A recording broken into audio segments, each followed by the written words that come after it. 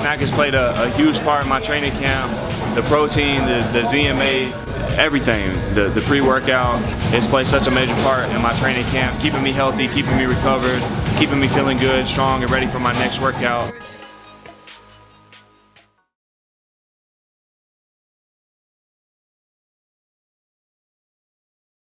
Hey everybody, how's it going? Marcus Villegas here in Las Vegas, being joined with IBF super middleweight champion of the world, Caleb Plant, who is going to have a homecoming in Nashville, Tennessee, against Vincent Feignbutz, a German opponent that is your mandatory, I believe.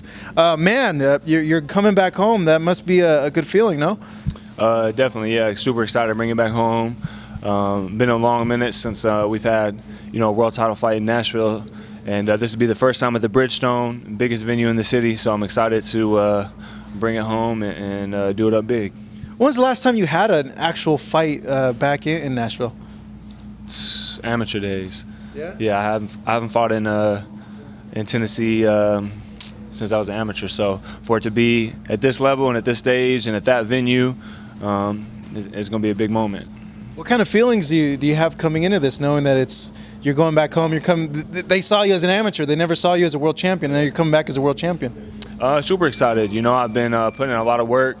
Been working really hard for years, and so, like I said, just to bring it back to the city at this level and at this magnitude, and to bring a world title to the city, it's gonna be a big moment. This is my life's work coming down to one moment, and February 15th it'll be in still for sure. So. I don't think there's ever been, and I might be wrong, I'm not like a historian, but I don't think there's ever been a world champion from there, right? From the actual city of Nashville? Like, are you the first? Yeah.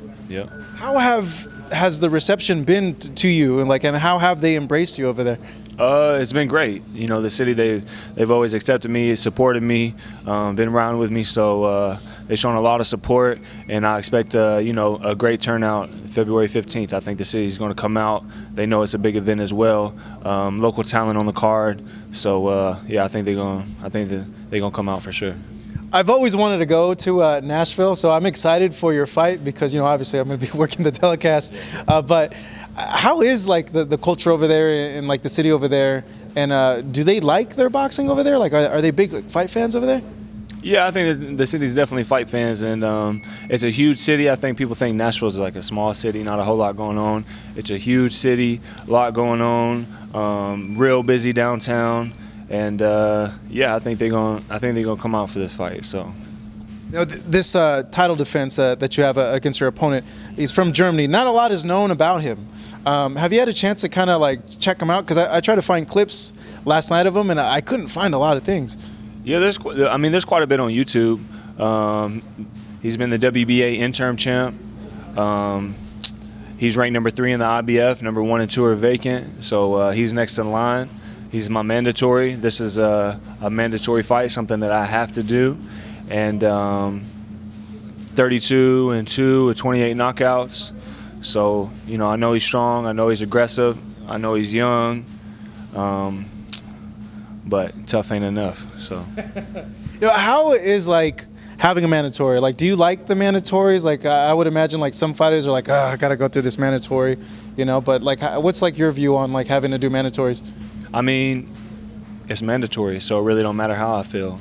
So this is something that I have to do. I have 19 fights. I'm not in a position where I get to pick and choose who I fight, when I fight. I got to choose where I fight this time. But you're coming up little by little. But one step at a time. So I'm not in a position where I get to call my fights. They tell me who I fight. I say, okay, no problem. Line them up and I'll knock them down. So until I'm in that position, they hand me a mandatory. That's something that I have to do. It's not about how I feel about it. He's he may not be as well known in America, but as I said, he's the WBA. He's been the WBA interim champ. That's a lot more than some of the names that we know on a regular or hear about on a regular basis. That's a bigger accomplishment than a lot of those guys. A lot of fights, a lot of knockouts, like I said, but he's got a tall order on his hands. So. What do you make of the reaction from fans about this opponent? I know a lot of people wanted to see you fight a bigger name opponent, and they're hoping for bigger fights in the future. But what do you make of the reaction they had for this opponent? I mean, I'm not sure. I won the belt we you could do, we did a voluntary defense. So fought Mike Lee, came down from 175, 21-0, and so now I have to do my mandatory. Another strong guy, a lot of wins, a lot of knockouts, a lot of experience. So I'm not really sure how the fans feel about it or what they think, but if they know anything about boxing, then they should know what a mandatory is. And even if you don't know what a mandatory is, then you can probably use context clues to know what the word mandatory means. That means I have to fight this guy. People keep forgetting I only have 19 fights. So again, I don't get to pick, I don't get to choose. I've never complained about anybody they've turned my way. When they said Jose, after a year layoff and a broke hand and no tune-up fight, hand surgery, and we even said he can have a stay busy fight. So I'm not into ducking or dodging. This is another step-up fight for me, and 2020 is going to be filled with bigger fights. So, the Mike Lee fight, I felt like that was a spectacular performance on your end. You really showed a lot of the stuff that you have. Do you feel like this opponent is, I don't want to say similar, but you'll be able to showcase those things that you showed in that Mike Lee fight? He's definitely better. He's better than Mike Lee. I know that he is. And but just as I said I would beat Porky Medina with ease, I wasn't overlooking him. Just as I said that I would beat Jose hands down, it wouldn't be close, I wasn't overlooking him. I said I'd do the same to Mike Lee, I wasn't overlooking him. I'm gonna punish this dude. I'm not overlooking him, but I'm telling you what I'm gonna do. I'm gonna box him up, I'm gonna embarrass him, I'm gonna punish him, and then I'm gonna stop him. It's not going 12 rounds. The big thing with you, and that I've noticed from your training and stuff like that, is your speed and your footwork. I know I spoke to you off camera about it, but to give us some insight and give fans the insight as to you developing those things over the years. How is it? Was it something that it was like a natural thing for you, or is it something that you really had to work for? And why in specific do you excel? You excel in everything, but for us looking from the outside, those things really stay in our minds is your speed and your footwork. Yeah. I haven't always been, I feel like I'm very skillful. I haven't always been the most talented. When I was younger, there was a whole lot of guys who were way more talented than me, better early on than me, but it's just been hours and hours and hours of just repetition, just monotonous, just the same thing over and over and over and over again. Every day for years, I'm going on 17 and a half years straight, no breaks. So when you work at something really hard, just imagine if you did something for 10 years straight every day, it'd be pretty hard to not be good at it. It's pretty much inevitable that you're going to succeed at that. And so just a lot of hard work, just day in, day out on skills, fundamentals, just doing things the right way. So this stuff was never natural to you? It seems like you make it seem like it's natural. Like when you were starting out, it was a little bit harder then?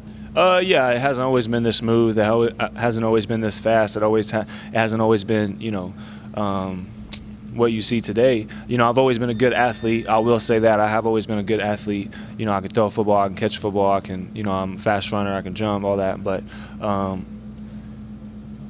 there's a lot of people in the amateurs that you see who are fast and who are talented, and, they wind up not, blossoming and their bigger plans coming to fruition because they don't focus on the small things, the fundamentals. And that's something that really worked on hard with Coach Justin and my dad.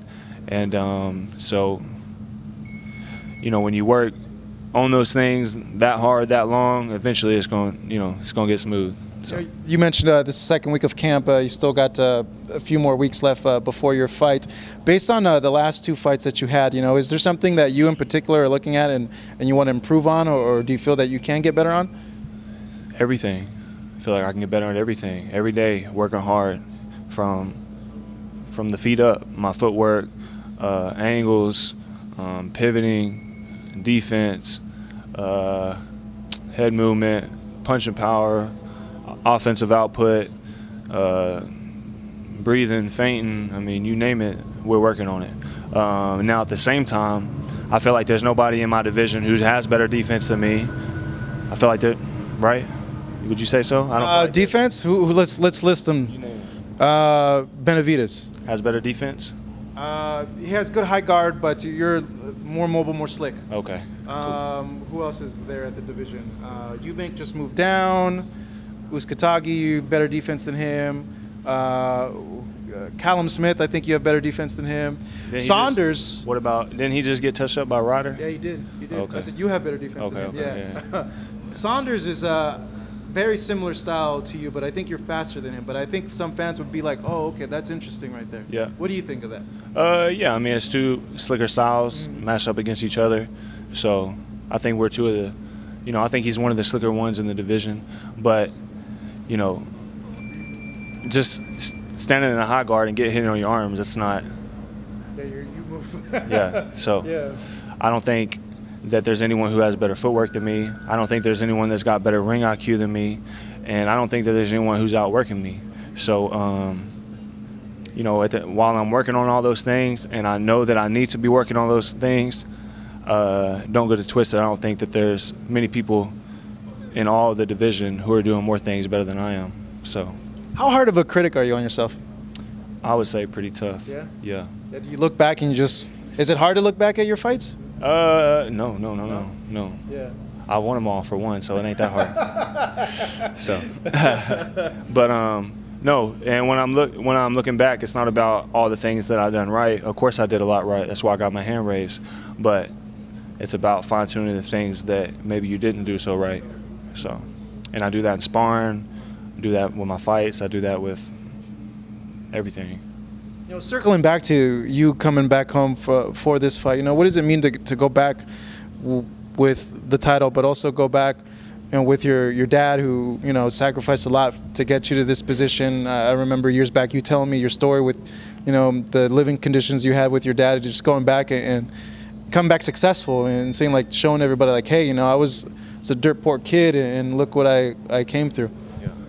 I think it's just a testament to what, focus, commitment, and hard work can get you. If you really put your mind to something, if you buckle down and you decide that, if you just make up your mind, okay, no matter what, I'm gonna make this work. No matter what, I'm gonna make this happen. No matter what, I'm gonna wake up the next day, I'm gonna do it again.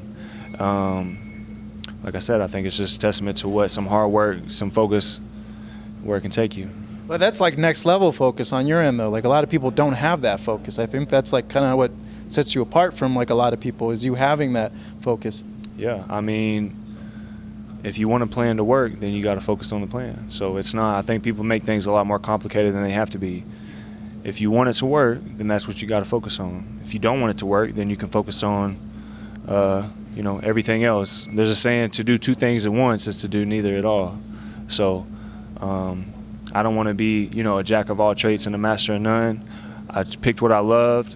What I loved found me early on. I committed to it. I promised it that no matter what happened, no matter what was tossed my way, no matter, what was, in my way, I promised it no matter what, I would give it my all. And a lot of people say that, but you can check my track record. You can see, I'm not just saying that. I'm not just saying that because it sounds good. No matter what's happened in my life, no matter what's happened in my pro career or whatever it may be, I've waking up the next day and promise boxing that I will give it my all. And you get out of it what you put in. And I put everything into it, and I'm starting to get everything out of it. So. And certainly it's deserved on your end and stuff with all the hard work that you've put in so far in your training, and it's rewarded you, certainly. The big fight that everybody wants to see, obviously, is you and Benavidez. Have you gotten any indication that the fight's going to happen by the end of the year? Like, have you heard anything on that end? I hope so. I'm gunning for that fight. That's the fight that I want. So if there was any miscommunication, if there's any misconception on whether I want it or not, I'm telling you straight up, that's the fight that I want more than any fight out there. So you think after this fight, obviously he has to get a fight in, that you guys are probably gonna meet up? Well, before he even fought Darrell, he was scheduled to fight Yildirim after he fought. People were wondering why we ain't fighting. But before he fought Darrell, he was already scheduled to fight Yildirim after he fought Darrell. So there's nothing that I could do to make that fight happen, right? Yeah, so he has a mandatory. He has to go through his mandatory. So people wondering why we're not fighting or why I'm not waiting on him. I'm a world champion. I don't have to wait on him. I got my own thing going on. And if he's got a fight lined up with Yildirim after Darrell, then I'll go to my mandatory, and because it's a mandatory, it's something that I have to do. And the only way that it would get waived is if, you know, some type of huge unification fight or something like that, and he's already moved on to his mandatory.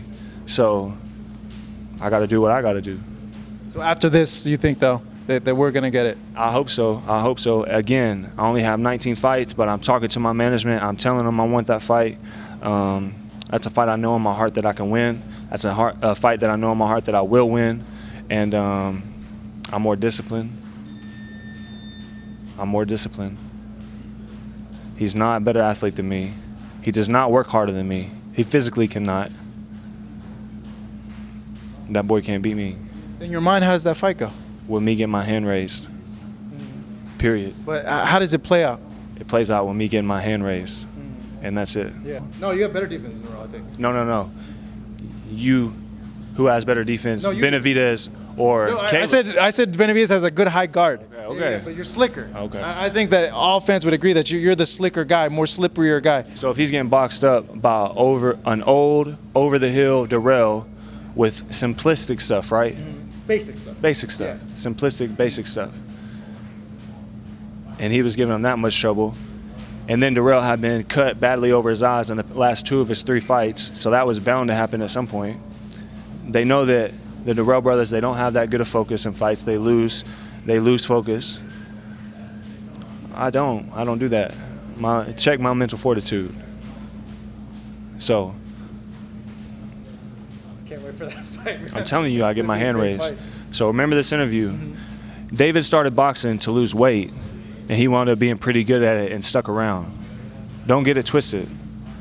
David started boxing to lose weight. He was good, and he stuck around. Is he a slouch? No. Does he suck?